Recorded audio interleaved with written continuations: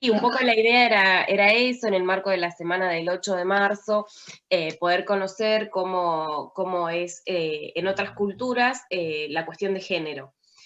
Así que si les parece, vamos a comenzar. Bueno, voy a presentar a Marcela, ella es integrante del taller de cultura mapuche, del programa UPAMI del Centro del Adulto Mayor de la Universidad Nacional de Lanús, quien va a ser hoy la encargada de hacer la entrevista, a Beatriz Pichimalem, portadora de la cultura mapuche, quien también es tallerista del taller de cultura mapuche del programa UPAMI de la Universidad Nacional de Lanús.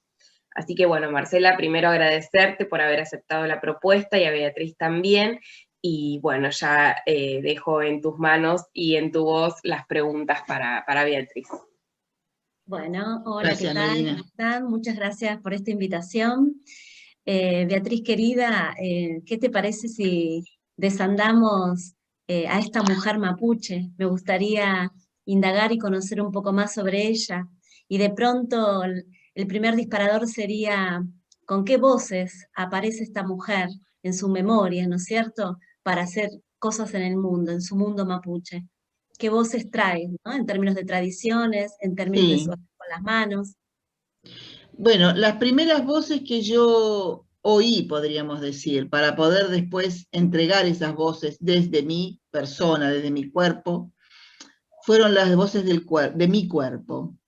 Eso que permanentemente, desde muy chiquita, desde muy pequeña, tenía dentro mío y me hablaban, podríamos decir, ¿no? En una forma metafórica, no es que yo escuchara voces, sino que me daban respuestas a situaciones que uno podía vivir de manera cotidiana, y ya como por ejemplo, una vez les comenté, alguien cortaba un árbol y yo me sentí muy angustiada, y hasta lloriqué un poco, ¿no? Y me pregunté por qué yo sentía eso, por qué yo, no, que si la gente no le pasaba eso, podía sentir pena o no, que no me gustara, y me cuestioné mucho, porque dije, ¿cómo yo que estoy muy sensible? ¿Qué es lo que me está pasando? Y en realidad había ahí una fina sensibilidad de una memoria antigua, probablemente, que me habitaba y hacía que yo sintiera aquello. Y claro, era muy chica y no tenía idea, y pasó mucho tiempo para darme cuenta. Y en eso también me da señales más fuertes, pero ya cuando soy una muchacha de 20 y pico de años, que empiezo a a tener la necesidad de buscar algo porque sentía que me faltaba algo. Ahora, ¿qué era ese algo? No sé. Yo se lo dije a mi madre, y en este borrador del libro que estamos haciendo ahora, comienza justamente así, ¿no? Preguntándole, diciéndole, confiándole yo, que algo me estaba pasando y no sabía qué cosa era. Y ahí ya verbalizo, ¿no? Estas voces de las que vos, Marcela, me decís. Y le digo que no sé qué será, pero que tengo la necesidad de salir a buscar algo. Y le digo, ¿será estudiar folclore? ¿Aprender la guitarra? ¿Qué será? Evidentemente por el sonido de la música iba, ¿no? Pero no tenía idea. Me estaba hablando el cantún, el canto mapuche, me estaba diciendo. Y me había pasado algo importante para mi vida. Cuando muy niñita, recién nacida, tenía 99 posibilidades de muerte y una de vida, dijo la partera que me atendió allá en la comunidad en Los Toldos. Y eso significó que yo estaba con una bronquitis o neumonía, no sé qué, que además te pesaba 1,9 kg, y que mi mamá decía que era como un gatito, y que le daba hasta temor cambiarme y bañarme y todo eso. Bueno, mi padre dice que respondió, bueno, vamos a hacer de cuenta que tiene 99 de vida y una de muerte.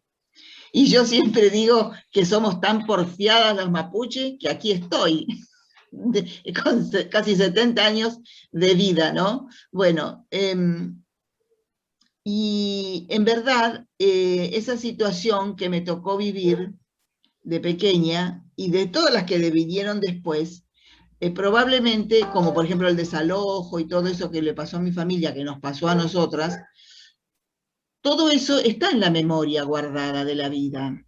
Y esa porfía por seguir estando en esta Nagmapu, esa porfía de no tener el espacio físico en el que habíamos desarrollado la vida desde antiguo, y tantas otras cosas que acontecieron, como les pasa a las familias, o a mucha gente, y a la gente originaria sobre todo, pero eso hizo que habitara en mí una necesidad de búsqueda, esa negación, que se transforma en algo que yo no conocía y que con los años entiendo perfectamente que se trataba de una identidad negada, ¿verdad? Robada, podríamos decir, para mejor expresar. Y en esa búsqueda, sí, no, quería decir que en esa búsqueda es que yo me encuentro y ahí empiezo a construir una identidad y nazco, verdaderamente de nuevo. Y en esa nueva gestación y en este nuevo nacimiento, ¿por qué camino anduviste para visibilizar entonces esa identidad negada o desalojada, ¿no? Sí, en realidad primero la erré, como se dice. Yo creo que alguna vez comenté que no tenía idea dónde habitaba el pueblo mapuche, pero sí quería saber cómo éramos los mapuche, cosa que mi madre no respondía, y no porque no supiera, sino porque ella tenía esa premisa de mejor mimetizarse, vamos a decir, no lo decía así, pero mejor ser parte de todo lo impuesto para no sufrir aquella negación y aquella persecución, ¿no? Que somos flojos, que no salimos para nada, que somos esto, bueno, todos los adjetivos, los peores adjetivos. Bueno, entonces yo tuve que salir a buscar. ¿Y dónde tomé? ¿Para dónde tomé? Para el norte, me fui para Jujuy, para Salta, hice 2, 3 viajes, hasta que un día Aimé Paineyem, me acuerdo que dijo, vuelvo al sur, por otro hecho, donde está mi familia, donde está nuestra gente. Y yo dije, tengo que ir para el sur. Bueno, y fue volver a empezar. Pero cómo llegar, cómo preguntar, cómo averiguar y cómo entrar en un mundo que uno no sabe ni siquiera saludar. Bueno, la porfía, las ganas, la necesidad, tenía que esperar vacaciones, porque naturalmente yo trabajaba de otra cosa. Entonces, y después ya me pasó que en algunos casos llegaba yo de vuelta de un viaje y entonces estaba la silla ocupada, porque a lo mejor me había agarrado una nevazón o había perdido el micro o qué sé yo qué, y llegué un día después, 2 días después y ya me habían echado. Todo eso me fue conformando hasta que finalmente tomé contacto con algunas pocas comunidades. Las personas, algunas venían a la ciudad justamente en busca de proyectos, de propuestas, de cosas, porque era muy terrible lo que era y es muy doloroso económicamente lo que sucede. Y entonces yo me citaba con las personas y les pedía que vinieran a buscarme a la puerta de las empresas. Claro, naturalmente que no era bien visto eso. Entonces también por eso me echaba a veces, ¿no? Pero tenía la suerte de ser buena empleada en el sentido de hacer bien mi trabajo, entonces enseguida conseguía en otro lado.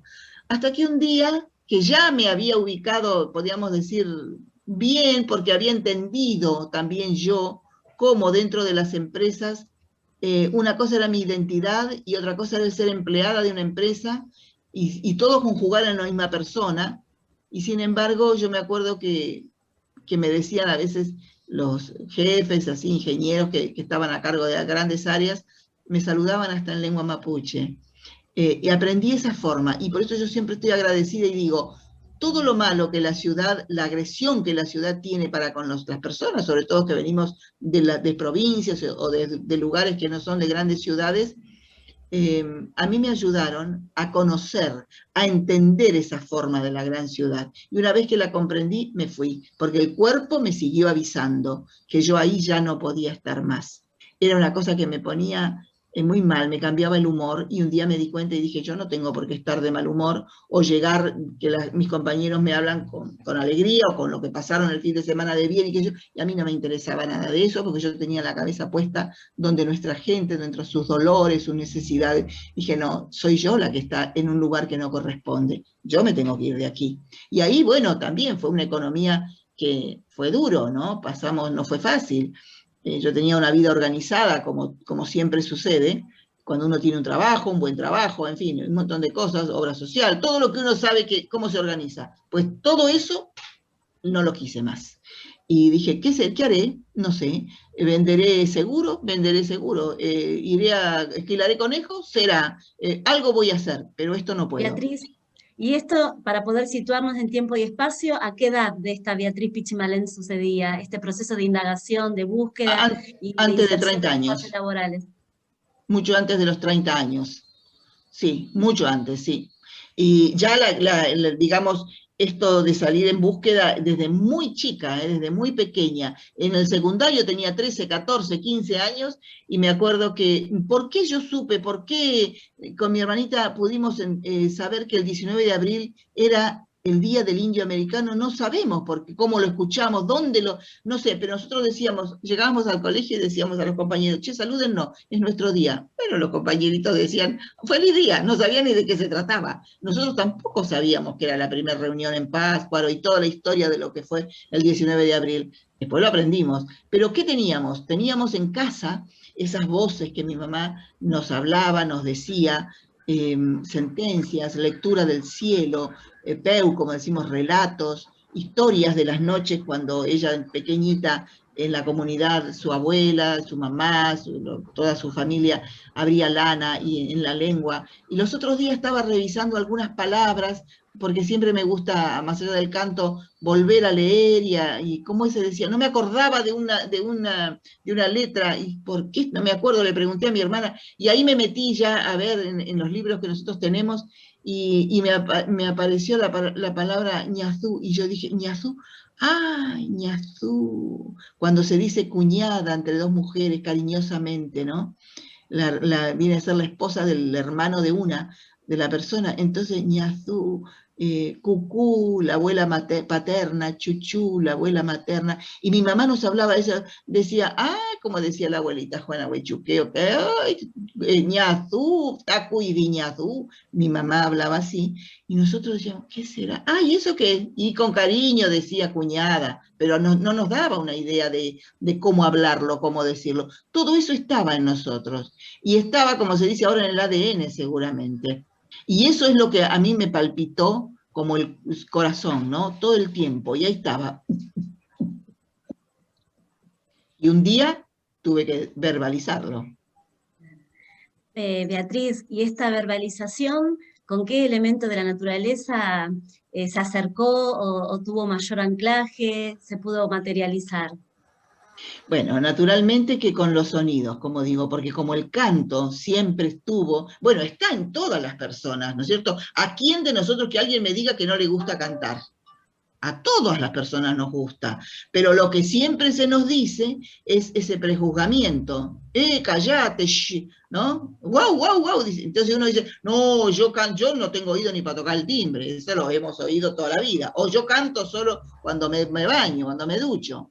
Y en verdad no es así, porque no se está hablando de poner el canto como algo superlativo en cuanto al tono, las voces, y todo lo que sabemos que puede tener un cantante profesional. No, para nosotros el canto, y debiera de ser, porque para la humanidad debiera de ser, yo creo, es ese estigma de que si no se hace de una manera como alguien dijo que hay que hacerlo, no tiene valor.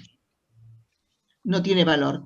Y en realidad eso es lo que siempre viene impuesto, ¿no? Por eso yo digo expresar, sacar a través del canto, de la voz, y a veces los cantos nuestros no tienen, muchas veces no tienen traducción, porque se emite sonidos, pero ese sonido tiene una fortaleza de lo que el espíritu de la persona siente, que realmente no hace falta palabra.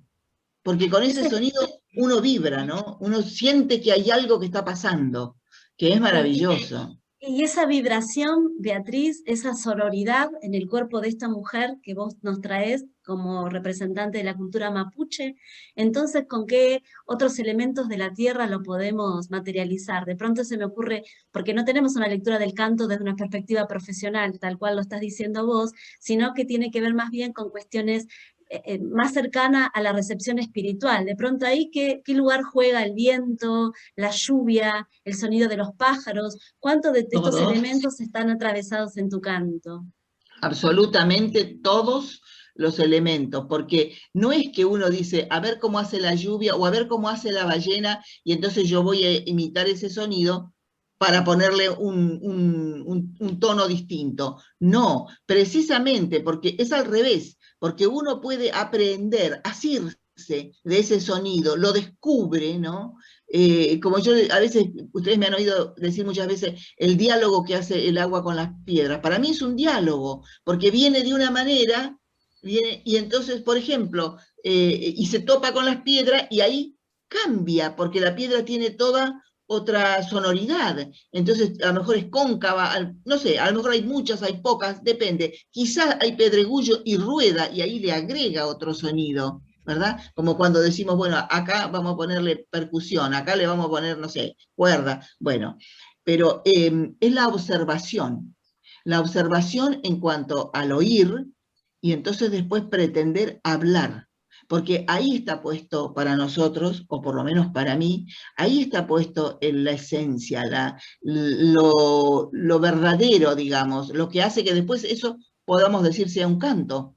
Y por eso, desde una valoración no mapuche, a veces es pobre, como yo les decía, dicen, es pobre, no tiene mucha... No, claro, visto desde todo un sistema y una forma que ya está predicha o prearmada, puede que sea, pero porque se desconoce cuál es el objetivo, la necesidad de poder expresar con ese mismo idioma, ¿no? Es la veneración a la Madre Tierra, yo digo, es pretender hablar con su idioma para que sepa que su especie humana, en este caso, una de las tantas que hay, al ser parte de ella, está pretendiendo entregarle la gratitud de estar vivo o viva, ¿no? Agradecerle el estar, poder ver, poder oír. En el Guillepún de la mañana yo siempre agradezco eso, los distintos verdes que hay, los colores ahora que caen las hojitas, cómo vuelve la tierra a manifestarse y se retira lentamente desde el 20-25 de diciembre empieza ya a retirarse. Entonces, es toda una manifestación. Y también ahí está el canto puesto, por supuesto. Beatriz, y la mujer, así como vos la estás describiendo en su canto, ¿habla de las mismas cosas en su canto respecto del hombre cuando canta? ¿Se atribuye los mismos temas? ¿Hace la Bueno, referencia a la tierra como la hacen las mujeres o hablan de otros temas? en realidad, la gente mapuche, digamos, la especie humana somos solo una, que está separada en estas dualidades, ¿no es cierto? El macho y la hembra, o hombre o mujer, como todo es así en la Madre Tierra. Vamos a partir desde ella, ¿no? Desde la Mapuñuque, que nos habla de la noche y el día, del frío y el calor, de las inclemencias y de las cosas buenas, en fin, de las energías todas, y del hombre y la mujer en este caso. Entonces, ¿cuál sería la diferencia de expresar en una misma especie en esa dualidad? Ninguna. El sentimiento es el mismo. La necesidad por el cantar va a variar seguramente.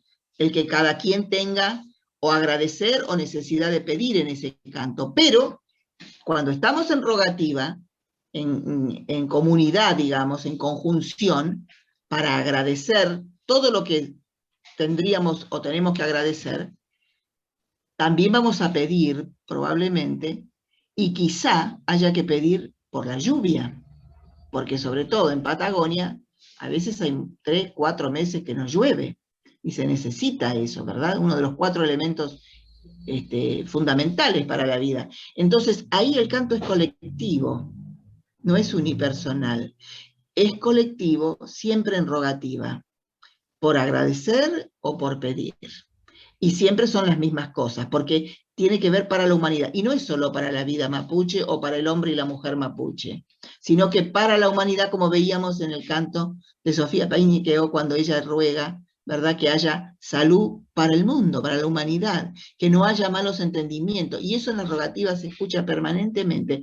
La gente no lo hace solo para el mundo mapuche, sino que para la humanidad, porque todos somos parte. Nosotros tenemos...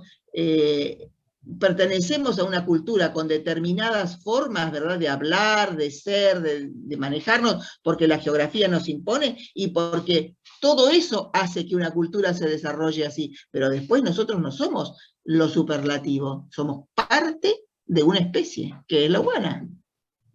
Beatriz querida, entonces esto cuando hablamos del canto y lo referenciamos en la figura del hombre y la mujer, en realidad esto lo trasciende, ¿no? Porque tal cual como vos decís, tenemos que pararnos del lugar complementario y colectivo, ¿no? Es una voz colectiva. Y a propósito del canto, y que se me ocurre cuando te miro tu boca y también miro tus oídos, ¿no? Porque poder cantar como respuesta a lo que la naturaleza te brinda, nos brinda, les brinda, también alude a una escucha, a la habilidad que tenemos, que tienen, y en este caso vos, de poder también escuchar, habilitar la escucha, ¿no? Como respuesta a un acto colectivo. Es muy buena esa frase, habilitar la escucha. Sí, pero no es solo del mundo o de las mujeres u hombres mapuche, de la especie humana. Pero no es solamente lo que nos brinda por el oído, ¿no? De lo que podamos oír para después reproducir o pretender reproducir, sino todo lo que acontece con ello. Por eso yo hablaba de la danza de los árboles con el viento, ¿no? O cuando el fruto, les contábamos cuando estábamos en el taller, ¿no? Que un árbol nos ofrezca el alimento simplemente porque maduró y cayó. Entonces, esa lluvia, en mi caso que he dormido un par de noches en la Pegüeña, uno puede escuchar como es una lluvia de frutos. Bueno, uno escucha el sonido, pero luego después está el fruto, y uno desgusta eso también, es alimento. Entonces, todo eso es canto. A todo eso uno puede y debe de hacerlo, ¿no? Debe de cantar. Va más allá solamente de lo auditivo. Sí. Y ahora me das el puente cuando te estoy mirando y observando y tratando de desandar a esta mujer mapuche en nuestro encuentro con vos, no puedo dejar de mirar tus aros y el material de tus aros, ¿no? ¿Qué lectura Sí. podemos hacer entre esos aros, entre el material de esos aros y esta mujer que los lleva? Bueno, aquí justamente, fíjense, se alcanza a ver que aquí hay unos, como especie de pajaritos, ¿verdad? No, especie no, son unos pajaritos.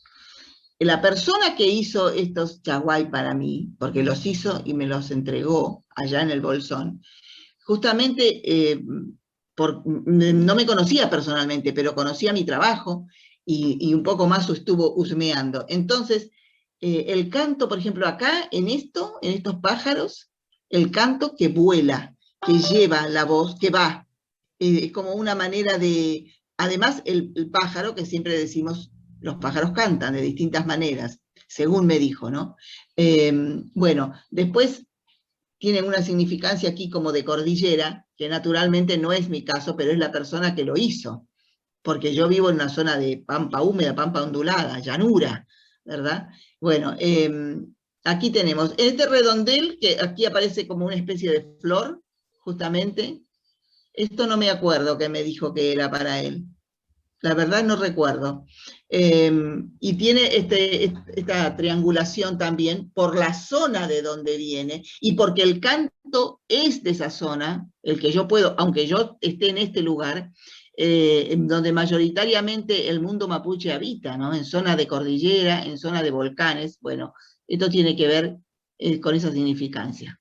Por ahí dicho muy rápidamente, porque el que mejor lo podría explicar será quien lo hizo, naturalmente, ¿no? Y eso sí, fíjense que yo me lo coloco, como bien dijo nuestro retrafe en el documental que veíamos hace un rato, de esta manera, y el aro de por sí ya queda así. Queda siempre así, porque está, como él dice, ¿no? Atrás no vemos. Entonces lo que viene de acá, lo que está acá, el aro, el metal, lo está sujetando, podríamos decir. Termina de completar, de significar aquello que de pronto nosotros no lo podemos volver palabra porque no lo estamos viendo, ¿cierto? Qué interesante, qué ilustrativa que es, en este caso, estos colgantes son estos colgantes. Sí, sí. Y cuando hablamos de esta platería, hablamos de estos colgantes y de la lectura que hace y que nos permite hacer de aquello que no vemos. De alguna manera lo que está reponiendo también es desde qué lugar se concebía esta mujer en términos de protección, ¿no es cierto?, en términos de amparo. ¿Por qué lleva esta platería esta mujer en sus colgantes en sus orejas, ¿no? Claro, y si vamos desde el comienzo, ¿no?, del cuerpo, que es desde arriba, que es la cabeza, el chari lonco. Chari significa atar, ¿no? Anudar, si queremos, y lonco, cabeza. Cabeza física del cuerpo. Lonco también, lo conocido como cacique, en lengua española, cabeza de un cuerpo social, si queremos. Bueno, entonces, charilonco, para atar en la cabeza. ¿Por qué la gente, nuestra gente, inclusive los hombres también, nos ponemos nuestro charilonco? ¿En qué momento? No es una tiara, como alguna vez también alguien dijo, alguien una vez me preguntó, me dijo, ay, ¿no me prestaste tu vincha, que tengo un casamiento? Y yo no entendí, porque le dije, pero ¿y para qué querés el charilonco para el casamiento? Me dijo, porque me lo quiero poner de collar. Ah, no, le dije, va a tener que comprar un collar nomás, porque esto no es para colocar ahí. No le pude explicar demasiado porque la persona no daba para que le explicara tanto, pero le dije que comprara un collar nomás, que eso no podía ser. Bueno, tiene que ver el ceñir, porque ¿por dónde sale la energía? Por las extremidades, ¿verdad? Por las manos, por los pies. Por eso nosotros cuando entramos al espacio sagrado en rogativa, entramos descalzas y descalzos, nunca con calzado. Y antiguamente la gente simplemente andaba descalza. Bueno, entonces, ¿por qué? Porque ahí nos ligamos, nos relacionamos con la tierra de una manera directa, ¿no es cierto? Sin intermediación de ningún calzado. Y bueno, y por las manos también. De hecho, en algunas culturas hay imposición de manos, o no sé cómo dicen, ¿verdad? Que tiene que ver con la energía que sale del cuerpo. Bueno, de la misma manera la otra extremidad, que es la cabeza. Entonces, si vamos a una reunión, a un chagún, como decimos nosotros, donde la palabra es la que va, como siempre, a prevalecer, porque vamos a poner ideas, a discutir ideas, para tratar de llegar a una resolución de lo que fuera. Entonces también el charilonco es lo que va a ir para que justamente la energía se concentre en donde corresponde, que es el lonco, la cabeza. Y acá, claro, acá tenemos las pilún, las orejas. ¿Qué pasa en las orejas? Lo que oímos, ¿no es cierto? Y de qué manera también el cerebro respira, y podríamos detalles de mases. Por eso también los chaguay, los aros, los diferentes tipos. Ahora, ¿qué pasa con la parte de aquí, ¿no? Los pectorales, los plexos que tenemos aquí. Aquí del otro lado están los pulmones, tenemos la respiración, tenemos el estómago, donde justamente nos alimentamos. En fin, todo esto, el piuqué, el corazón, por eso los tupus, los pinches que van de cada lugar. ¿Qué cosas están preservando? Atendiendo que la platería, como decimos, tiene que ver con eso, ¿no? Con cuidar lo espiritual que va a entrar y lo que va a salir también del cuerpo. Y el espíritu de los vivos, las energías de la gente que está viva y de la gente que está muerta, porque esa energía nunca se termina. Entonces la platería tiene toda esa valoración, y por eso casi es como yo les digo siempre, un ropaje, si queremos, ¿no? Sobre lo que ya tenemos puesto como ropa. Y si yo sigo bajando el cuerpo, así como vos me estás mostrando, ¿no? Que Sí.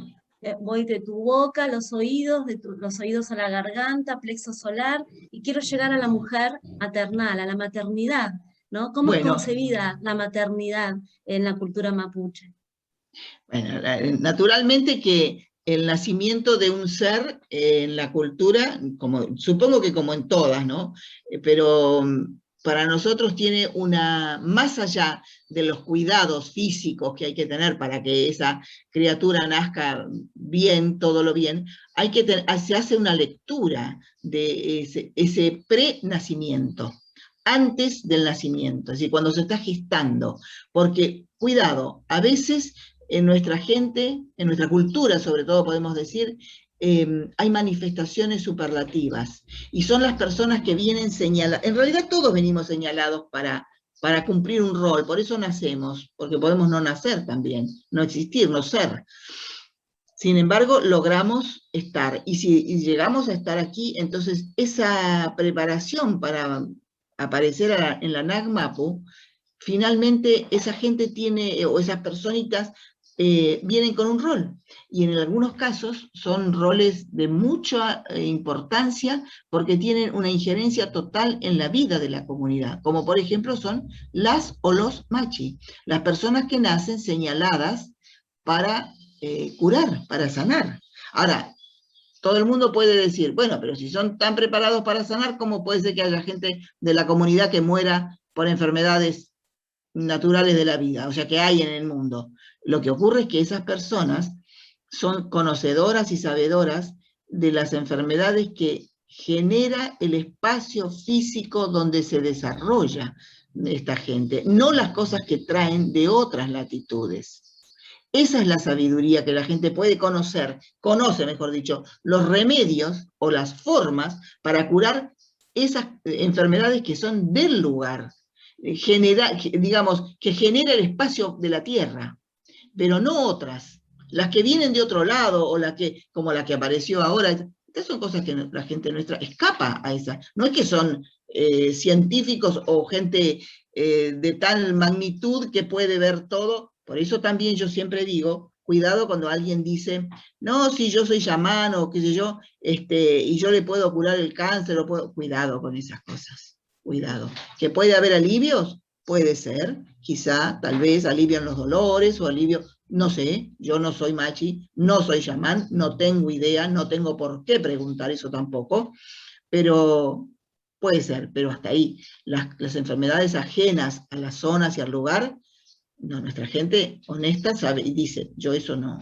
yo no puedo. Pero es muy interesante lo que sucede, y yo he podido estar en hospitales en el Gulumapo, en Chile, en donde hay interculturalidad de medicina, en donde están, en Temuco hay un gran hospital de medicina común, ¿no es cierto?, la que conocemos todas y todos, y sin embargo, allí hay otro espacio dentro del mismo predio, en donde está la Ruca, que es la construcción antigua edilicia mapuche, en donde van nuestras machi a hacer su trabajo como machi, como sanadora la persona, pero cuando hay situaciones difíciles, digamos, de sanación, ahí se hacen ateneos con las machi y con los científicos de universidades. Y hay que ver cómo unos y otros resuelven y mejoran al paciente.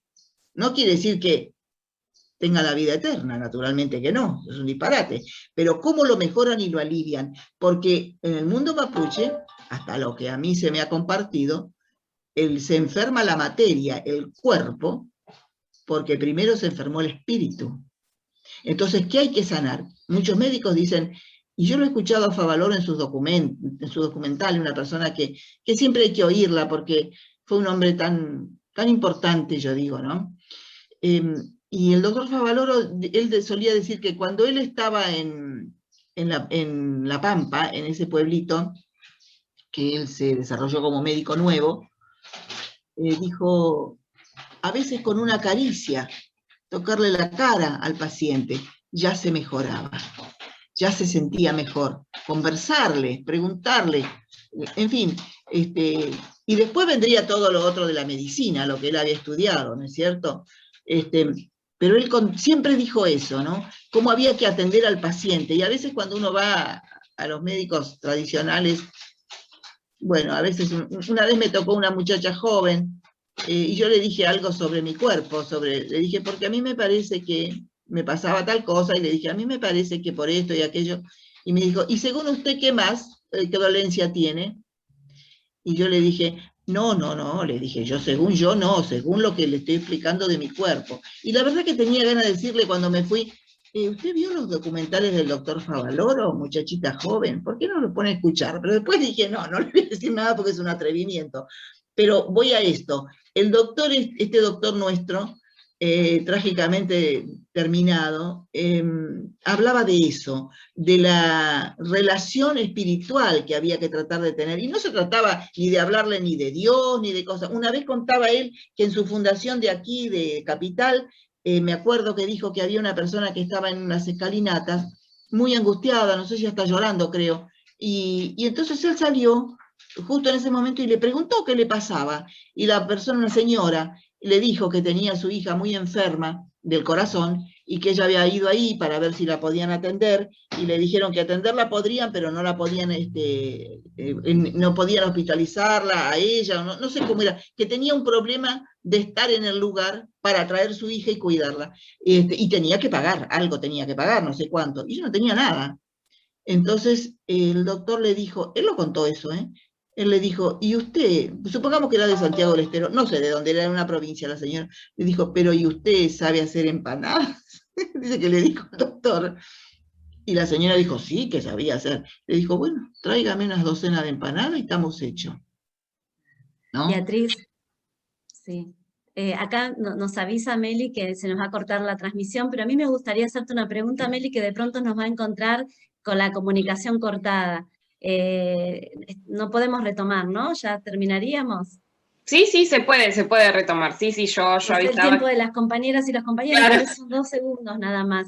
Yo quería, Beatriz querida, vos que estás hablando hablabas de las extremidades y la relación del cuerpo en función a la consonancia espiritual, y sabiendo que una de tus expresiones exquisitas es el canto, que es una manera que tenés de llegar a nosotros y de enseñarnos la cultura mapuche, a mí me gustaría una caricia con tus manos a través de tu canto. ¿Se presta este momento para eso o tenemos Sí, que dejar un ratito más? no, siempre está la posibilidad de hacerlo. Tengo la voz un poquito cansada, eso sí, de haber hablado 2 horas y media. Ese es el tema. Pero, por ejemplo, para Imagínate esto, que nos vamos, imagínate que nos sí, vamos y nos vamos con esta sí, mujer referente de la cultura mapuche, sí, no, transversal e intercultural. ¿Cómo nos vamos en y nos silencio, vamos en con un tayil, silencio? nos vamos con un tayil que nos habla solamente de solicitar ayuda, porque en este momento la humanidad necesitamos ayuda. Ue, ue, ue, ue, ue, ue, ue, ue. Ue, ue, ue, ue. Ue, ue, ue, ue, ue, ue. Ue, ue, ue, ue. Iliel, yeliu, iliel, yeliu, iliel, yeliu, yeliu, imai. Wow, wow, wow, wow, wow, wow, wow, wow. Wow, wow, wow, wow, wow, wow. Iliel, yeliu, iliel, yeliu, iliel, yeliu, yeliu, imai. Un pedido de ayuda para, bueno, para todo lo que nos pasa, ¿no? Y ojalá que se termine. Muchas Muchísimas gracias por este gran momento.